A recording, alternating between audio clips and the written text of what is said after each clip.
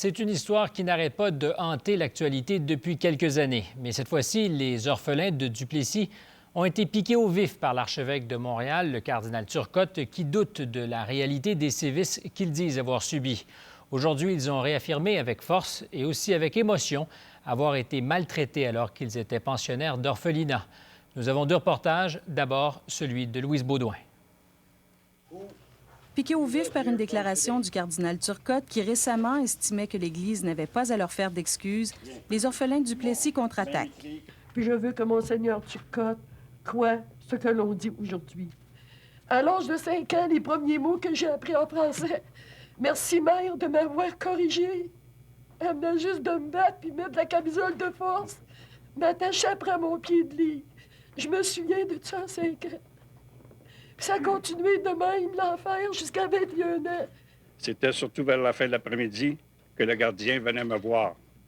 J'avais seulement 11 ans. Et c'est là que j'ai subi les pires saloperies que j'ai pu avoir. Je n'avais pas le choix. Il me frappait, il m'a sodomisé à plusieurs reprises. Souvent, je portais la camisole de force. La dernière fois qu'il m'a agressé, c'était dans un ascenseur.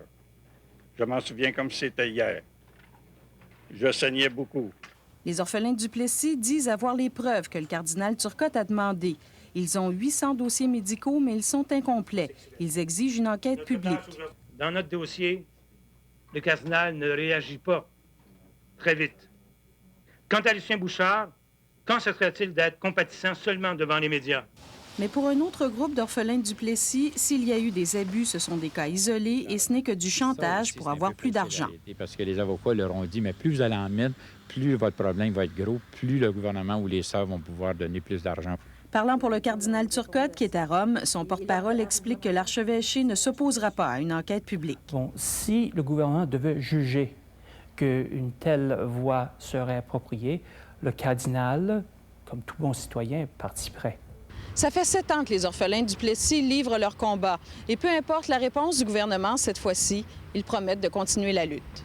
Louise Baudouin, Radio-Canada, Montréal. Que justice soit rendue. Nous sommes des Ici Martine Biron. En 1992, c'est la première fois qu'on entend parler des orphelins de Duplessis. Ils témoignent de sévices absolument épouvantables. Mais je peux vous dire qu'il y en a qui ont perdu des bras, il y en a qui ont perdu des jambes. Pour me punir, on me mettait à 4 pattes à terre pour m'enfoncer un bâton dans le rectum. Il va falloir que le gouvernement du Québec reconnaisse notre passé. Les orphelins se regroupent et préparent une demande de recours collectif. Parallèlement, ils portent plainte à la police.